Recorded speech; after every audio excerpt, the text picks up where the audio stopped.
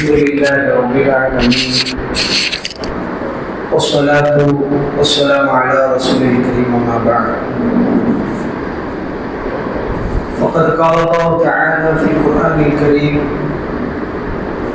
يا أيها الذين آمنوا اتقوا الله حق تقاته ولا تموتن إلا وأنتم مسلمون يا أيها الناس اتقوا ربكم الذي خلقكم من نفس واحدة وخلق منها زوجها وبث منهما رجالا كثيرا ونساء واتقوا الله الذي تساءلون به والأرحام إن الله كان عليكم رقيبا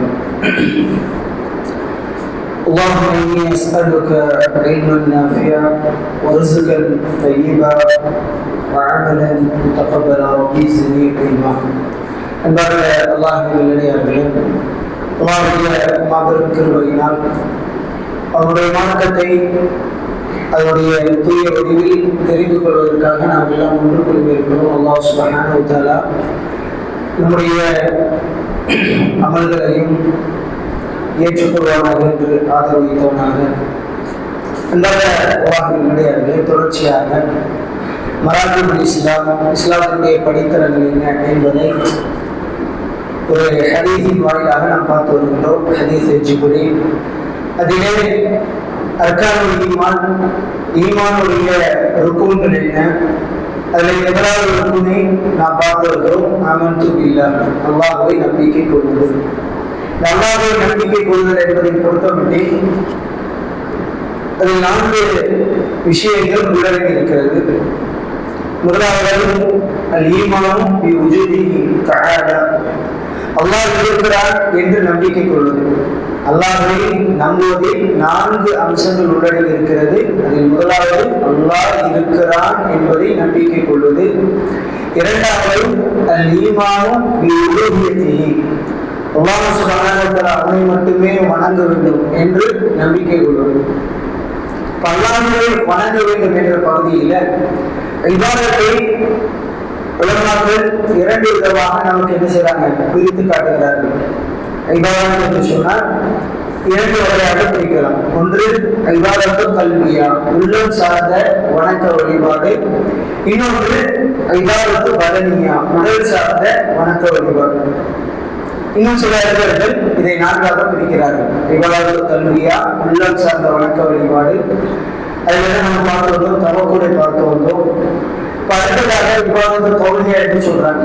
சொல்லால் சொல்லக்கூடிய இபாதத்துகள், சுப்ஹானல்லாஹ், அல்ஹம்துலில்லாஹ், அல்லாஹு அக்பர், இது மாதிரியான சொல்லுடைய இபாதத்துகளை இபாதத்து கௌலியா என்று சொல்றாங்க. அடுத்ததாக இபாதத்து பதனியா, உடல் சார்ந்த இபாதத்துகள், தொழுகை, நோன்பு போன்ற அம்சங்கள். இது போன்ற விஷயங்கள் இபாதத்து பதனியா என்ற அம்சங்களை கொண்டு வராங்க. அடுத்ததாக இபாதத்து மாலியா, பொருளாதாரம் சார்ந்த வணக்க வழிபாடுகள், அதாவது சதக்கா, ஜக்காத் போன்ற விஷயங்கள் உள்ளடங்கியது.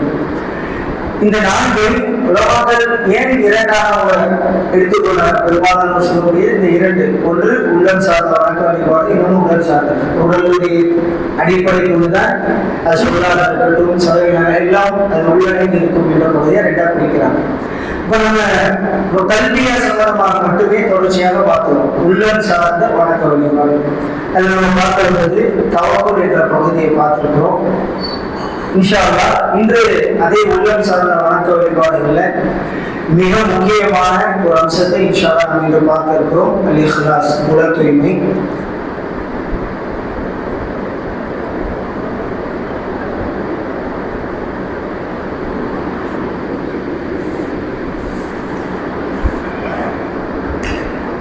இந்த இஹ்லாஸ் என்பது உள்ளம் சார்ந்த வணக்க வழிபாடு. அதாவது முதலாவது இஹ்லாஸ் என்றால் என்ன, அதற்கான சரியான தஅரீஃப், வரைவு இலக்கணம் என்னவென்றால் அல் இஹ்லாஸ் சிதுகுல் நிய்யா மஅ அல்லாஹ். இதுதான் இஹ்லாஸுக்கான சரியான ஒரு தஅரீஃப். இஹ்லாஸ் என்பது சிதுகுல் நிய்யா, உண்மையான எண்ணம் கொள்ளுதல், அல்லாஹ்வோடு உண்மையான எண்ணம் கொள்ளுதல், கலப்பற்ற முறையில் எண்ணம் கொள்ளுதல் என்பதுதான் இஹ்லாஸுடைய அர்த்தம். ஏன்னா நம்ம இஹ்லாஸ் சொல்றோம், இஹ்லாஸ் நம்ம வளர்த்துக்கணும், அது நம்ம இடத்துல இருக்க வேண்டிய பண்பு. அது குர்ஆனிலே அல்லாஹ் சுப்ஹானஹு வ தஆலா பல இடங்களில் இதை முன்னிறுத்தி நமக்கு சொல்லி காட்டுகிறார். இஹ்லாஸ் என்கின்ற இந்த அம்சத்தை அல்லாஹ் சொல்லி காட்டுறார். அப்ப அந்த இஹ்லாஸ் என்பது ஒரு முஸ்லிமுடைய வாழ்க்கையில் மிக முக்கியமான பகுதி. அவனுடைய அமல் அல்லாஹ்விடத்தில் ஏற்றுக்கொள்ளப்பட வேண்டும் என்றால் அதற்கான அடிப்படை இந்த இஹ்லாஸ் தான். அப்ப அந்த இஹ்லாஸில் நாம் எப்படி இருக்கிறோம்?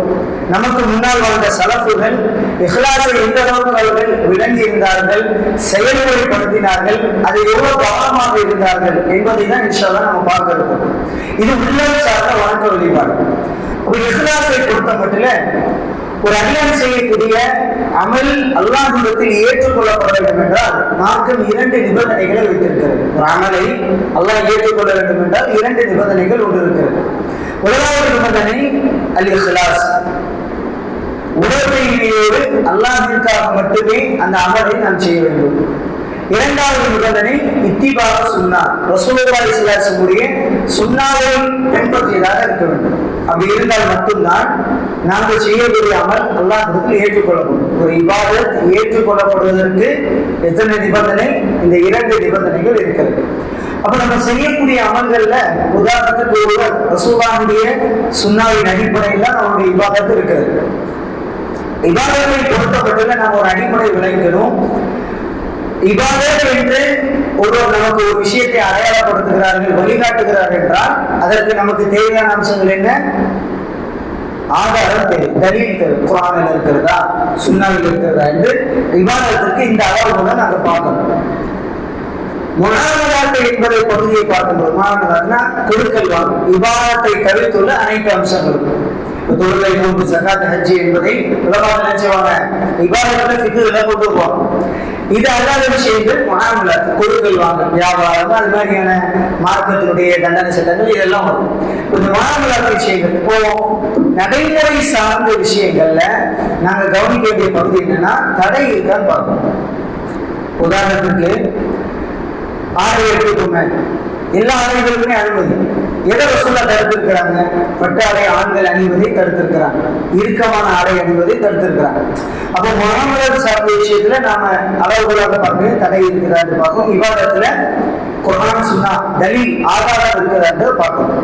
அப்ப நாம செய்யக்கூடிய அமல்கள் அல்லாஹ்வுக்கு ஒப்புக்கொள்ளப்பட வேண்டும் என்றால் இந்த 2 பகுதி இருக்கணும். இஹ்லாஸ் இருக்கணும், ரசூலுல்லாஹ்வுடைய வழிமுறை இருக்கணும். உதாரணத்திற்கு ரசூலுல்லாஹ்வுடைய வழிமுறை நம்மிடத்துல இருக்கிறது, ஆனால் அதே சமயத்துல நம்மிடத்துல அந்த அமல்களில் இஹ்லாஸ் இல்லை என்றால் அது மிகப்பெரிய கைசேதமாக அமையும். ஷைத்தான் நம்மோடு அதிகமாக போராடுவது, நம்ம அமல் செய்ய விடாம அவன் தடுக்க மாட்டான். ஒரேடியான அவனுடைய ஆதிக்கம் நம்ம மீது இருக்காது. நாங்க செய்யக்கூடிய அமல்களில் குறைகளை ஏற்படுத்துவான். அந்த அமலை எப்படி குறைப்பது, அந்த குறைப்பதற்கான வழிகளில் அவன் நம்மோடு என்ன செய்வான்? அதிகமாக போராடி கொண்டிருப்பான்.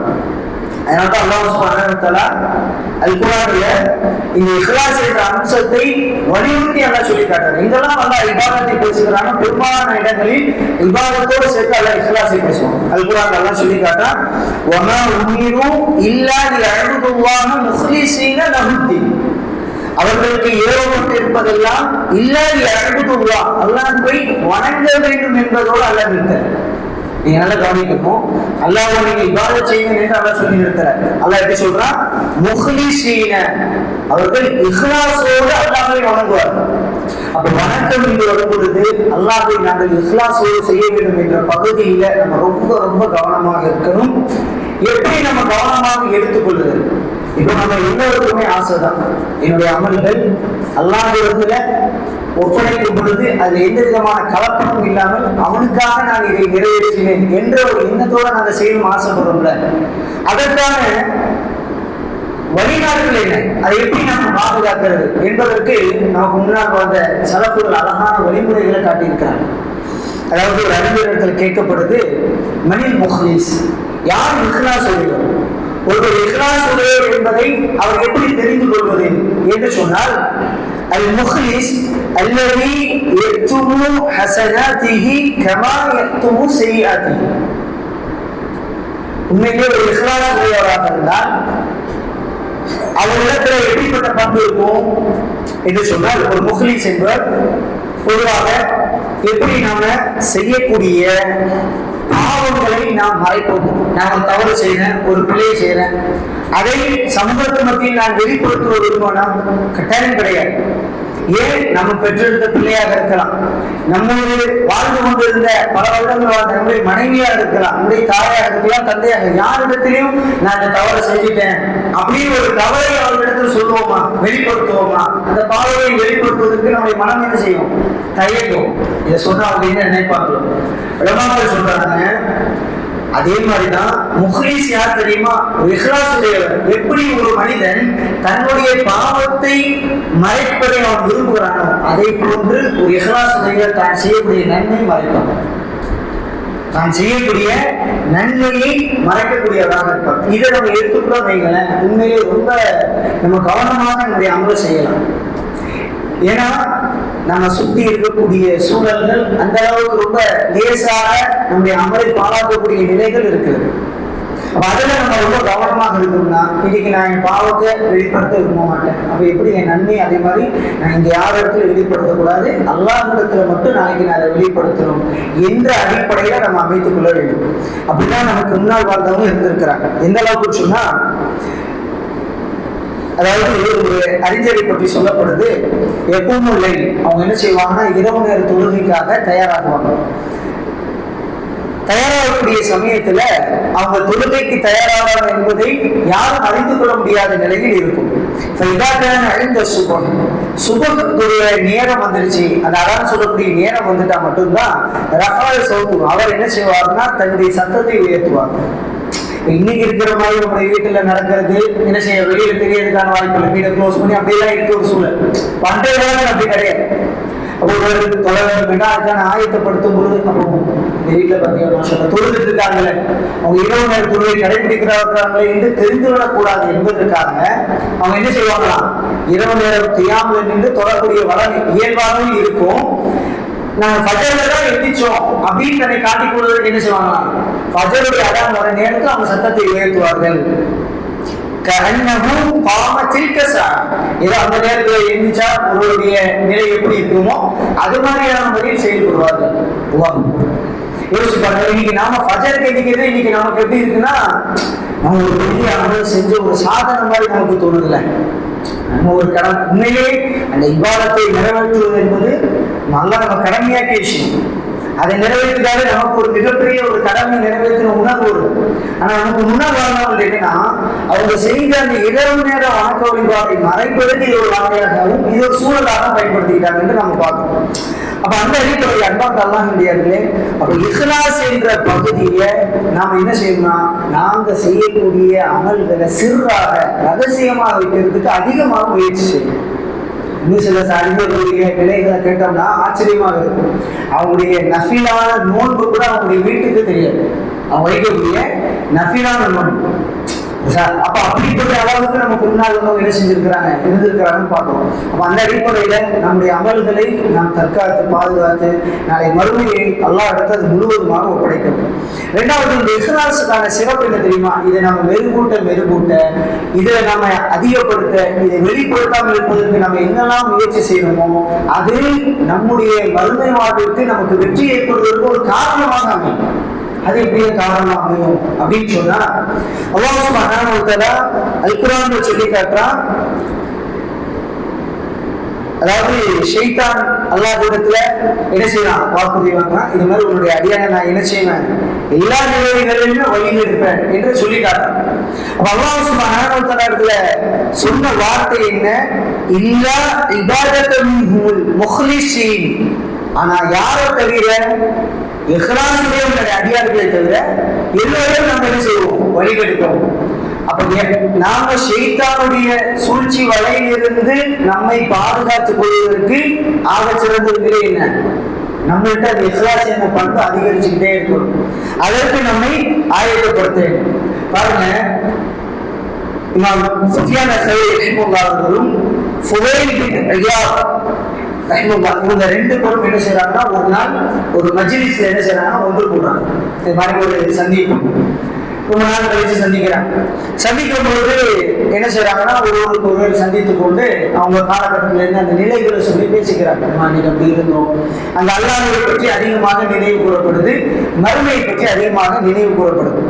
அப்படி கூறக்கூடிய சமயத்தில் ஒருவர் என்ன செய்யறாருன்னா அழ ஆரம்பிக்கிறாங்க. அப்ப அழ ஆரம்பிக்கும் பொழுது அலுவலர் சொல்றாரு, இந்த நிலையை நான் என்னுடைய வாழ்க்கையிலேயே நிறைய மஜ்லிஸுக்கு நான் போயிருக்கிறேன். அந்த மஜ்லிஸ்ல இதுதான் எனக்கு ரொம்ப ஒரு மகிழ்ச்சி தந்த ஒரு மஜ்லிஸாக இருந்துச்சு. ஏன் அப்படின்னா அந்த அல்லாஹ்வையும் மறுமையும் நினைவு கூறப்பட்டுச்சு. அதனால் என்னுடைய கண்கள் கண்ணீர் எடுத்தது. இதை நான் வந்து ஒரு பாக்கியமான நிலையை பார்க்கிறேன் அப்படின்னு சொல்றாங்க. அதற்கு ஃபுதைல் பின் இயாத் ரஹ்மத்துல்லாஹி அவர்கள் அவர்களும் சரி ரெண்டு பேருடைய உரையாடல அவங்க சொல்றாங்க, நீங்க எப்படி நினைக்கிறீங்க, நான் எப்படி நினைக்கிறேன்னா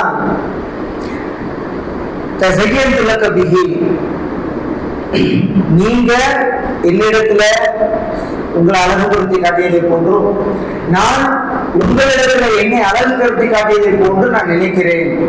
இது சொல்ல வேண்டாம், நீங்க என்னைய வணங்குனீங்க, நான் உங்களை வணங்கினேன். அப்படிப்பட்ட ஒரு மஜ்லிஸாக தான் இதை பார்க்கிறேன். ஏன் அப்படி சொன்னாங்கன்னா அவருடைய கண்களும் கண்ணீர் இருக்குது. அப்ப என்னுடைய அந்த கண்ணீர் இந்த மஜ்லிஸ்ல யாருக்காக என்று எனக்கு ஒரு சந்தேகம் இருக்கு. அதனுடைய வெளிப்பாடாக அவங்க சொன்ன வார்த்தை அன்பாக இது ஒரு இஹ்லாஸுடைய நிலைப்படுத்துமா. அதாவது உலமாக்கள் சொல்லும் பொழுது இஹ்லாஸ் என்பது நபர்களை பொறுத்துமாகும். இப்போ சில பேருக்கு வந்து சில இடத்துல ஓப்பனாகவே அவங்களுக்கு அழுகு வந்துடும். அதனால அவர் சபைக்கு முன்னாடி அழுதுட்டாங்க, அவருடைய இஹ்லாஸ் இல்லை என்பதை நம்ம தீர்மானிக்க முடியாது. எல்லாத்தையுமே செய்வோம், எல்லாம் முஸ்தாயன் எல்லாம் நம்மளை பாதுகாக்கட்டும், நான் ரொம்ப பலகீனமா இருக்கிறேன். இன்னைக்கு இப்படிலாம் நம்ம சில அதாவது எதிர்மறையான நம்மளுடைய இயல்பாக தான் நம்ம பேசுவோம். ஆப்போசிட்ல உள்ளவங்க என்ன செய்வோம், ஒரு கல்வியின் வெளிப்பாடாக தான் நம்மளுடைய வார்த்தைகள் இருக்கும். ஆனா அதுவே நமக்கு என்ன, இதுவும் இஸ்லாஸ் உடைச்சிருக்கோம். அவங்க நம்மள என்ன ஃபீல் பண்ணுவாங்க, அவர் ஒரு பணிவான சகோதரர்கள் அப்படின்ற பலவிதமான நிலைகளை இது உருவாகும். அதனால உலகங்கள் சொல்றாங்க, இது வந்து ஒவ்வொருவரையும் பொறுத்துமா. ஏன்னா அல்ல தான தர்மத்தை பற்றி சொல்லும் பொழுது வெளிப்படையாகவும் அவர்கள் தான தர்மம் செய்வார்கள், ரகசியமாகவும் செய்வாங்க. அதனால இஹ்லாஸ் இல்லைன்னு கிடையாது. இது ரெண்டு பகுதியுமே இருக்கு. ரெண்டு இது ஒருவரே பொறுத்துமாறும். சில நேரத்தில் ஒரு சபையில் உட்காரும் பொழுது ஒரு ஆயத்தை சொன்னோட ஒரு கண்ணீர் வெடிக்கப்படும். ஒரு இடத்துல தாக்கம் ஏற்படுத்தாம இருக்கலாம். அதே சமயத்தில் தாக்கம் ஏற்படுத்தாதற்கு இஹ்லாஸ் இல்லை என்று நம்ம சொல்ல முடியாது. அதனால இந்த விஷயத்துல ஒரு இறை நம்பிக்கையானுடைய தன்மை எப்படி இருக்கணும்டா, அது நபர்களை பொறுத்து இருக்கும், அவங்கவுங்களை பொறுத்தான விஷயம் என்ற மனப்பக்குவத்திற்கு நம்ம வரணும். இந்த இடத்துல நம்ம எதற்காக இமாம் சுஃபியான் அஸ்-சௌரி ரஹ்மத்துல்லாஹி அவர்களுக்கும் ஃபுதைல் பின் இயாத் ரஹ்மத்துல்லாஹி அவர்களுக்கும் ஏற்பட்ட இந்த நிகழ்வு சொல்லிட்டாங்கன்னா அவங்க பாக்கியமா நினைச்சாங்க, இவங்க துர்பாக்கியமா நினைச்சாங்க. யாருக்கு முன்னாடி அழுதுட்டோம், அழுதுறதுனால இவங்க மிக உயர்ந்த நிலையில வச்சிருவாரோ அதை தாழ்த்துவதற்காக. அப்படிப்பட்ட நான் கிடையாது, நான் ரொம்ப பலகீனமானவன், என்னுடைய பலகீனத்தை நான் வெளிப்படுத்துறேன் என்பதுதான் அவங்களுடைய வார்த்தையில் ஏற்படுச்சு. நான் இப்படி செஞ்சுட்டேன் அப்படின்னு தான் வெளிப்படுத்துறாங்க. அதனால அன்பர்கள் கிடையாதுங்களே, இந்த இஹ்லாஸை உடையாமல் இருக்க நமக்கு தெரியும் நம்முடைய இஹ்லாஸ் இந்த இடத்துல உடையுதா இல்லையா என்பதை நமக்கு நாமே சுய பரிசோதனை செஞ்சு பார்க்க முடியும். என்னுடைய கல்விக்கு தெரியும், என்னுடைய நப்சுக்கு தெரியும். நான் செய்யக்கூடிய ஒவ்வொரு அமல்களுக்கு எனக்கு பாதிப்பா இருந்தா அந்த பாதிப்போட இடத்துல இருந்து நம்ம நகர்ந்துடணும். உதாரணத்துக்கு ஒரு தான தர்மம் செய்யணும், அந்த இடத்துல நான் கொடுக்கக்கூடிய நேரத்தில் எனக்கு பாதிப்பாக இருந்தால் நான் என்ன செய்யணும், அதிலிருந்து அல்லாஹ் நீ பாதுகாக்கக்கூடிய அல்லாஹ்வுக்கு என்ன செய்யணும், பாதுகாக்க வேண்டும். தொடர்ச்சியான அல்லாஹ்வுக்கு துஆ செய்யணும். எனக்கு ஒரு இடத்துல ஒரு நன்மையை செய்யும் பொழுது அந்த தடையாக வருவது என்ன வருது, என்னுடைய இஹ்லாஸ் உடையது வருதுன்னா நான் அதுக்காக அந்த நன்மையை விட்டுறக்கூடாது. நிறைய பேர் நீங்க செய்யக்கூடிய தவறு தான். நீ தாவா சில பேர்லாம் கேட்டீங்கன்னா தாவா போக மாட்டாங்க. இந்த என்ன காரணம் சொல்லுவாங்க நினைக்கிறீங்க, நானே ரொம்ப பலகீனமா இருக்கிறேன், நம்மளே கொஞ்சம் வீக்கா இருக்கோம், நம்ம எப்படி தாவா செய்யறது. இது உண்மையிலேயே உலமாக்கள் சொல்றாங்க, இது ஷைத்தான் உங்களுடைய உள்ளத்தில் ஏற்படுத்தக்கூடிய வசுவாசம். நானே தொலை வரல, நான் எப்படி இருக்கிறது, நான் எப்படி வைக்கிறது, இது அதற்கான சொல்யூஷன் அல்ல. உலமாக்கள் சொல்றாங்க அது ஷைத்தானுடைய வரக்கூடிய செய்தி. அவங்களுக்கு அப்படின்ற ஒரு வசுவாசம் ஏற்படுறான். ஒரு இறை நம்பிக்கையாளருடைய உள்ளம் எப்படி இருக்குன்னா, எந்த அமல்கள்ல நாம் பலகீனப்படுகிறோமோ அந்த அமலுடைய விஷயத்தில் நான் தொடர்ச்சியாக அல்லாஹ்வுக்கு ஆக வைக்கணும். அல்லாஹ் எனக்கு இதில் பலமுறைய நிலை ஏற்படுத்திட்டான். நான் தொழுகையை பலகீனமா இருக்கிறேன்னா அல்லாஹ் நான் தொழுகை நிலைநாட்டக்கூடியவனாக ஆக்கிட்டான். யாரெல்லாம் நான் அமல் செய்வதில் பலகீனமாக இருக்கிறேன், அது எந்த விதமான அமல்களாக இருக்கலாம், தானங்களுக்கு கொடுக்கறதுல அதுல ஒரு இஹ்லாஸ் உடையது என்றால் அந்த இஹ்லாஸுக்கு அல்லாஹ்வுக்கு நம்ம தொடர்ச்சியாக ஆக வேண்டும். இதுதான் அதற்கான தீர்வை தவிர அதை விட்டு ஒதுங்குவதல்ல என்பதை நாம் புரிந்து கொள்ளணும். அடுத்ததாக இஹ்லாஸோடு இருப்பதை அல்லாஹ் சுப்ஹானஹு வ தஆலா சஹாபாக்களுடைய வாழ்க்கையில் நேரடியாக அதுக்கான கூலி அல்லாஹ் கொடுத்திருக்கிறார். நிறைய நிகழ்வுகளை பார்க்கணும். அவங்களுடைய அமல்களுக்கு அவங்க கண்களுக்கு முன்னாடி அல்லாஹ் சுப்ஹானஹு வ தஆலா வெற்றியை கொடுத்திருக்காங்க. இஸ்லாமிய வரலாற்றுல ஹிஜ்ரி 6 பார்த்தீங்கன்னா ரசூலுல்லாஹி ஸல்லல்லாஹு அலைஹி வஸல்லம் மதீனாவிலே மக்காவுக்கு என்ன செய்றாங்க, உம்ரா என்ற பயணத்தை மேற்கொள்றாங்க. அப்ப உம்ரா என்ற பயணத்தை ரசூலுல்லாஹி ஸல்லல்லாஹு அலைஹி வஸல்லம் மேற்கொள்ளும் பொழுது ரசூலுல்லாஹி ஸல்லல்லாஹு அலைஹி வஸல்லம் என்ன செய்றாங்க, தங்களுடைய தோழர்களோடு வராங்க. 1000 சுற்று சஹாபாக்களை கொண்டு ரசூலுல்லாஹி ஸல்லல்லாஹு அலைஹி வஸல்லம் என்ன செய்றாங்க, வராங்க. வாகனங்களை எல்லாம் எடுத்துக்கொண்டு மதீனாவிலிருந்து மக்காவுக்கு வரணும்னா அன்றைய கால பயணம் 9 நாட்கள். 9 நாள் பயணம் மேற்கொண்டாதான் மதீனாவிலிருந்து இங்க வர முடியும், மக்காவுக்கு வர முடியும். இப்போ மக்கள் முஸ்லிம்களுக்கு என்ன மெசேஜ் போகுது, ரசூலுல்லாஹி ஸல்லல்லாஹு அலைஹி வஸல்லம் இது மாதிரி முஹம்மதுடைய படையோடு மக்காவுடைய வீட்டை வராங்க, போர் வராங்க போகுது. அதாவது போர் பயணம் அல்ல, புனித பயணம். மக்கள் முஸ்லிம்களுடைய தலைவர்களுக்கு தவறான செய்தி போகும். அப்ப போகக்கூடிய சமயத்துல மக்கள் முஸ்லிம்கள் என்ன செய்யறாங்க, அவங்க ஆயத்தமாறாங்க. பொதுவாக அன்றைய காலகட்டத்தில் ஒரு பலம் என்னன்னா, ஒரு அவங்க அரபுகளுக்கு மத்தியில ஒரு இடத்துல இன்னொரு இடத்துக்கு பிரச்சனை இருந்தா தூது செய்தி அனுப்புவதற்கு ஒரு நபர் அனுப்பி வைப்பாங்க. அப்படி அனுப்பி வைக்கிறாங்க ரசூலுல்லாஹி ஸல்லல்லாஹு அலைஹி வஸல்லம். அப்ப அந்த நபர் என்ன செய்யப்படுறாரு, கடுமையான காரியம் செய்யப்படுகிறார். அப்ப ரசூலுல்லாஹி ஸல்லல்லாஹு அலைஹி வஸல்லம் இந்த மெசேஜ் போகுது. இது அரபுகிட்ட அறியாமை காலகட்டத்தில் இருந்த ஒரு பண்பு. யார் தூது செய்தி சொல்ல வந்தாலும் அவர்களை எந்த விதமான பாதிப்பும் ஏற்படுத்தாமல் சரியான முறையில் நான் பத்திரமான முறையில் அவங்களுடைய நாட்டுக்கு அனுப்பணும். இது அவங்கள்ட்ட ஜானியா காலகட்டத்தில் இருந்த பண்பு. அதையும் மீறி அன்னைக்கு மக்கள் முஸ்லிம்கள் செஞ்சாங்க. அப்ப சஹாபாக்கள் ரசூலுல்லாஹி ஸல்லல்லாஹு அலைஹி வஸல்லம் கடுமையா கோபம் அடைந்தார்கள். அப்ப ரசூலுல்லாஹ் சொன்னாங்க, உமர் ரலியல்லாஹு உமரே, நீங்க போறீங்களா, நீங்க போய் அவங்கள்ட்ட நம்ம போர் பயணம் அல்ல, இது புனித பயணம் என்ற மெசேஜை நீங்க கன்வே பண்றீங்களாண்டாங்க. உமர் ரலியல்லாஹு சொன்னாங்க, அல்லாஹ்வுடைய தூதரே, நீங்க சொல்றீங்க, நாங்க போக தயார். ஆனா உங்களுக்கு தெரியும், அங்க பத்ருடைய களத்துல அந்த மக்கள் முஸ்லிம்களுடைய குடும்பத்தாரை குறிவைத்து ஒவ்வொருவரோட நான் தான் என்ன செஞ்சிருக்கிறேன், கொலை செஞ்சுட்டு நல்லா இருக்காங்க, அவர்கள் என் மீது கடன் கோபப்பட்டவர்களாக இருப்பார்கள் அப்படின்றாங்க. அப்ப ரசூலுல்லாஹி ஸல்லல்லாஹு அலைஹி வஸல்லம் என்ன செய்றாங்க, உமர் ரலியல்லாஹு இப்படி சொன்னது பிறகு உமர் ரலியல்லாஹு ஆலோசனை கொடுக்குறாங்க. அல்லாஹ்வுடைய என்னை விட உஸ்மான் பின் அஃபான் ரலியல்லாஹு இதுக்கு சிறந்தவராக இருப்பார் அப்படி சொல்றாங்க. அப்ப இது நீண்ட நிறைய செய்தி. உஸ்மான் ரலியல்லாஹு அனுப்பி வைக்கிறாங்க. மக்கள் முஸ்லிம்கள் கொலையை செய்யல, ஆனா ரசூலுல்லாஹி எப்படி மெசேஜ் வருது, உஸ்மான் கொல்லப்பட்டு விட்டார்னு வருது. அப்ப உஸ்மான் ரலியல்லாஹு கொல்லப்பட்டாங்கன்னு தெரிஞ்சவங்க சஹாபாக்கள்லாம் கடுமையாக கோபப்பட்டாங்க. சஹீஹ் புகாரில உள்ளது. சஹாபாக்கள் சொல்றாங்க, அன்றைய தினத்துல நாங்க அல்லாஹ்வுடைய தூதரிடத்துல பையா செய்தோம். எதை பையா செய்தோம் தெரியுமா, ரசூலுல்லாஹ் நாங்க உடன்படிக்கை செய்து கொடுத்தோம். எதை உடன்படிக்கை செய்து கொடுத்தோம் என்றால் மரணத்தை நாங்கள் எங்களுக்கு உடன்படிக்கையாக செய்து கொடுத்தோம். ஏன், கொல்லப்பட்டது தோழர் உஸ்மான் ரலியல்லாஹு அன்ஹு. சஹாபாக்கள்ல அந்த அளவுக்கு தியாக மனப்பான்மை இருந்தது. பைஅத்து ரிதுவான் என்று அல்லாஹ் குர்ஆன்ல சொல்லியிருக்கார். வரலாற்று செய்தி. அப்ப அந்த நிகழ்வுக்கு பிறகு என்ன செய்யலாம், சஹாபாக்கள் சரி ஓகே இப்படிப்பட்ட ஒரு சூழல் நடந்துருச்சு அப்படின்னு சொல்லி போவதற்காக அந்த பயணம் அப்படியே மாறுது. உமராவுக்கான பயணம் இப்படி நம்முடைய தோழர் பாதிக்கப்பட்டார் என்ற பகுதி வரும்போது இப்படி எல்லாரும் தயாராக இருக்கிறாங்க. கரெக்டா உதேபியா என்ற இடத்துல அடையும் பொழுது உதேபியா என்ற உடன்படிக்கை அந்த பகுதிக்கு வராங்க. அப்பதான் ரசூலுல்லாஹ்வுக்கு தெரியுது உஸ்மான் கொல்லப்படலை. அப்ப உஸ்மான் ரலியல்லாஹு கொல்லப்படலை என்று தெரிஞ்ச உடனே ரசூலுல்லாஹி ஸல்லல்லாஹு அலைஹி வஸல்லம் என்ன செஞ்சாங்க, சஹாபாக்கள் மௌனம் காத்தாங்க. உஸ்மான் கொல்லப்படலை, நாங்க என்ன செய்யணும், உம்ராக்காக தயார்படுத்தணும்னா. அப்ப மக்கள் முஸ்லிம்கள் வந்து என்ன செஞ்சாங்க, நீங்க இந்த ஆண்டு கூட செய்ய முடியாதுன்னாங்க. அப்ப உதேபியா உடன்படிக்கை நடந்த நிகழ்வு. இந்த உதேபியா உடன்படிக்கையில ஒரு முக்கியமான உடன்படிக்கை என்னன்னா, இந்த ஆண்டு நீங்க உம்ரா செய்யக்கூடாது அப்படின்னு அவங்க ஒரு தகவல் கொடுத்தாங்க. அப்ப அந்த அடிப்படையில சஹாபாக்கள் யோசிச்சு பாருங்க, 9 நாள் பயணம் மேற்கொண்டு சாதாரண விஷயங்கள்ல இன்னைக்கு நம்மளுக்கு ஒரு விமான பயணமே சிரமமா இருக்கு. அந்த விமான பயணங்கள் தடை ஏற்பட்டா அதுவே நம்மளால ஜீர்ணிக்க முடியல. அந்த பயணத்துல நம்ம அவ்வளவு பிரச்சனை ஆகும். என்னன்னா இது பயண ஏற்பாடு ஏர்போர்ட் போயிட்டு திரும்பி வர்றது நடன சில சில சம்பவங்கள் உலகத்தோட நாட்சிகளை கேட்டா தெரியும். ஏர்போர்ட் போறது ஃபிளைட் கேன்சல். அவங்களுக்கு நெட்லயே பார்த்தீங்கன்னா சரியான மெசேஜ் இல்லை. அந்த ஆரம்ப டைம்ல எல்லாரும் திரும்பி வராங்க, கடுமையான மன உளைச்சல் ஏற்படும். இது சாதாரண ஒரு இலகுவான பயணத்திலேயே இதை நம்மளால ஏற்றுக்கொள்ள முடியும். சிரமம் தான், அதை எந்த மாற்று கருத்து இல்லை. நான் ஏன் சொல்றேன்னா, கம்பாரிசன் பண்ணி பார்த்தா சஹாபாக்களுக்கு எப்படிப்பட்ட ஒரு உணர்வு இருந்திருக்கும். 9 நாள் பயணம் உம்ராக்கு ஆசையோடு வராங்க. இன்னைக்கு நமக்கு அப்படி ஒரு பயணம் அப்படி இன்னைக்கு நிறைய மக்கள் திரும்பினாங்க. பரவாயில்ல, நிறைய மக்களுக்கு ஃபிளைட்டு கேன்சல் ஆகி பாம்பேயிலிருந்து சென்னையிலேருந்து பாம்பேக்கு போயாச்சு. அது கூட ஃபிளைட் இல்லை, கேன்சல் ஆகி தான். உண்மையிலே அன்னைக்கு மட்டும் உதவியா உடன்படிக்கை ஒருத்தர் சிந்திச்சாரு. நிச்சயமா அல்லாஹ் மிகப்பெரிய அச்சம் அவருடைய நீயத்தை இஹ்லாஸோடு இருந்துச்சு. நிச்சயமா அல்லாஹ் எல்லாத்துக்கும் அமல்களுக்கு உடம்பாக சொல்றாங்க, நீயத்தை பொருந்தி போய் இருக்கிறது. நிச்சயமா அல்லாஹ் வரக்கூடியவனாக இருக்கிறான். ஏன்னு சொல்றோம்னா அப்ப சஹாபாக்கள் 9 நாள் பயணம் ரசூலுல்லாஹி ஸல்லல்லாஹு அலைஹி வஸல்லம் இவ்வளவு விஷயங்களை சொல்லும்போது ரசூலுல்லாஹ் மௌனம் இருந்தாங்க. சஹாபாக்கள் கடுமையாக கூப்பிட்டாங்க, இந்த ஆண்டு உங்களுக்கு உம்ராக்கு வாய்ப்பு கிடையாது. ரசூலுல்லாஹி ஆலோசனை சொல்லப்படுது. ரசூலுல்லாஹுடைய மனைவி ஒருவர் சொல்றாங்க, நீங்க அல்லாஹ்வுடைய தூதரே உங்களுடைய இஹ்ராமுடைய ஆடை கலைஞ்சீங்கன்னா அவர்களும் கலைந்து விடுவார்கள் அப்படின்னாங்க. ரசூலுல்லாஹ் இப்படிதான் தன்னுடைய இஹ்ராமுடைய ஆடை கலைந்தார்கள். சஹாபாக்களும் என்ன செஞ்சாங்க, மறு கணமே என்ன செஞ்சுட்டாங்க, தங்களுடைய இஹ்ராமுடைய ஆடை கலைஞ்சிட்டாங்க.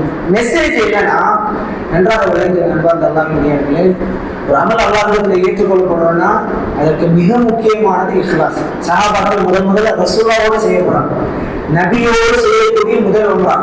அதுல இஹ்லாஸ் அல்லாஹ் கொடுத்தான் பாருங்க. நீங்க உம்ரா செய்வதற்கான கூலியை அல்லாஹ் கொடுத்தாங்க. அதனாலதான் ரசூலுல்லாஹி ஸல்லல்லாஹு அலைஹி வஸல்லம் 4 உம்ராக்கள் செஞ்சாங்க. அதுல 3 உம்ராக்கள் ரசூலுல்லாஹ் உம்ரா என்ற இபாதத்தை அதோடைய கிரிகைகளோடு நிறைவேற்றினாங்க. ஒரு உம்ரா இந்த பயணத்திலே அல்லாஹ்வுக்கான அஜர் கொடுத்தான். அதனால ரசூலுல்லாஹ் வரலாற்றுல ரசூலுல்லாஹ் எத்தனை உம்ரா செஞ்சாங்க, 4 உம்ராக்கள். உம்ரா செய்யாமலே அல்லாஹ்வுக்கான கூலி கொடுத்தாங்க. இந்த கூலியை சஹாபாக்கள் பெற்றிருக்கிறாங்கன்னா நீங்க நல்லா விளங்கணும். அவங்களுடைய அமல்களை அல்லாஹ் சுப்ஹானஹு வ தஆலா ஏற்றுக்கொண்டார். இதுக்கான சிறப்பு இது மட்டும் நினைக்கிறீங்களா? சஹாபாக்கள் இருந்த பொறுமை, அவங்களுடைய இஹ்லாஸுடைய தன்மைக்கு அல்லாஹ் சுப்ஹானஹு வ தஆலா கொடுத்த அடுத்த கட்ட பரிசு. எந்த மக்களுக்கு போகக்கூடாது அந்த மக்களுக்கு முஷ்ரிக்கீன்கள் தடை போட்டார்களோ அடுத்த 2 வருஷத்துல அந்த சஹாபாக்களுடைய கையில அல்லாஹ் கொடுத்துட்டான் அந்த மக்காவுடைய சாவியை. ஃபத்ஹ் மக்கா ஹிஜ்ரி 8ல சஹாபாக்களுடைய கரங்கள்ல அல்லாஹ் கொடுத்துட்டான். வண்ணத்தல்லாவியார்களே எல்லா அமல்களும் தீர்மானிக்கப்படுவது நம்முடைய இஹ்லாஸை கொண்டுதான். இன்னைக்கு நான் செய்யக்கூடிய அமல்கள் அல்லாஹ்விடத்துல ஏற்றுக்கொள்ளப்படுமா என்பதே எனக்கு தெரியாது. அப்படிதானே? ஏதாவது ஒரு அங்கீகாரம் இருக்கா? ஆனா நான் இன்னைக்கு எப்படி கடந்து போறேன், நம்ம செஞ்சு முடிஞ்சுட்டோம். தொழுதோமா சஃப்ரே கலந்தோமா இன்னைக்கு 30 நோன்பு முடிஞ்சிருச்சு. எல்லாரும் அந்த பலவீனத்தில் கண்பார்ந்த அல்லாஹ்வியார்களே நமக்கு கவலை ஏற்படணும். அந்த அமலை ஏற்றுக்கொள்ளப்பட்டது என்று தெரிந்த சஹாபாக்கள் என்னுடைய உம்ராவெல்லாம் ஏற்றுக்கொண்டாங்க என்று அவர்களுடைய அமல்களை இன்னும் தன்னை மெருகூட்டுவதற்கான முயற்சியை எடுத்தாங்க. ஆனா யோசிச்சு பாருங்க, எந்த விதமான சாட்சிகளும் எந்த விதமான அல்லாஹ்வுக்கு அங்கீகாரம் இல்லாத நாம் நினைக்கிறோம் நாங்கள் அந்த அமல்கள்ல தண்ணீரை வளர்ந்து கொடுக்கணும். சரியாக இருக்கிறோம். உண்மையிலே ஒரு இறை நம்பிக்கையாளனுக்கு இந்த பகுதியில நம்ம ரொம்ப கவனமா இருக்கணும். அல்லாஹ் என்னுடைய அமலை ஏற்றுக்கொள்வானா, அல்லாஹ் என்னுடைய அமலை புரிந்து கொள்வானா, அதுல என்னுடைய இஹ்லாஸ் ஏதேனும் முடங்கிடுச்சா அப்படின்ற கவலை உணர்வு நமக்கு இருக்கணும். ஏன் ரசூலுல்லாஹி ஸல்லல்லாஹு அலைஹி வஸல்லம் அவர்களுக்கு இந்த கவலை ஒவ்வொரு நாளும் இருந்துச்சு. அவங்களுடைய ஆயுள் காலம் 23 வருஷத்தையும் எடுத்து பார்த்தீங்கன்னா 23 வருட காலமும் நபிக்கு இஹ்லாஸின் மீதான கவலை இருந்தது, அமலின் மீதான கவலை இருந்தது. அல்லாஹ் ஒப்புக்கொள்வானா? அதனாலதான் ரசூலுல்லாஹி ஸல்லல்லாஹு அலைஹி வஸல்லம் ஃபஜ்ருடைய துஆ நம்ம எல்லாருக்கும் தெரிந்த பிரார்த்தனை தான். அல்லாஹும்ம இன்னி அஸ்அலுக இல்மன் நாஃபியா வ ரிஸ்கன் தய்யிபா வ அமலன் முத்தகப்பலா. யா அல்லாஹ் இந்த அமலை நீ ஏற்றுக்கொள்வாயாக. அதே மாதிரி நாங்கள் செய்யக்கூடிய அமலை பொறுத்த மட்டும் அதை இஹ்லாஸாக செஞ்சுட்டோம் வைங்களேன், நாங்கள் மூத்தானதுக்கு பிறகு கூட அல்லாஹ் அதை விரும்பிப்பான். இதுக்கு நிறைய சான்றிதழ் சொல்லலாம். நமக்கு முன்னாடி வந்த சலஃபுடைய புத்தகங்கள் இருக்குல்ல, இன்னைக்கு நமக்கு மீடியா கையில இருக்கு, இன்னைக்கு நமக்கு இணையதளங்கள் ரொம்ப லேசா இருக்கு. இப்படி தட்டினால் யாருடைய வரலாறு வேண்டுமானாலும் நம்ம சொல்லலாம். அல்லது நான் ஒரு விஷயத்தை இன்னைக்கு பதிந்தால் ஒரு தலைமுறைக்கு கடத்த முடியும் என்ற நம்பிக்கை இருக்கா இல்லையா? அன்னைக்கு அந்த வாழ்ந்த மிகப்பெரிய இமாம்கள் சஹாபாக்களாக இருக்கட்டும், இமாம்களுடைய வரலாறு பாருங்களேன். அவர்கள் எழுதுகிற புத்தகங்கள் குர்ஆன் சுன்னாவுக்கு மஹ்ஃபூஸ் என்ற அடிப்படை இருக்கிறது, அது பாதுகாக்கப்படும் என்பதால் மாறுபடுத்த அல்ல. ஆனால் இன்னைக்கு நாங்கள் யாரெல்லாம் மிகப்பெரிய அறிஞர்களாக பேசுகிறோமோ நம்முடைய முதல் அளவு அவருடைய புத்தகங்கள் எடுக்கிறோம். 12 வால்யூம் 20 வால்யூம்.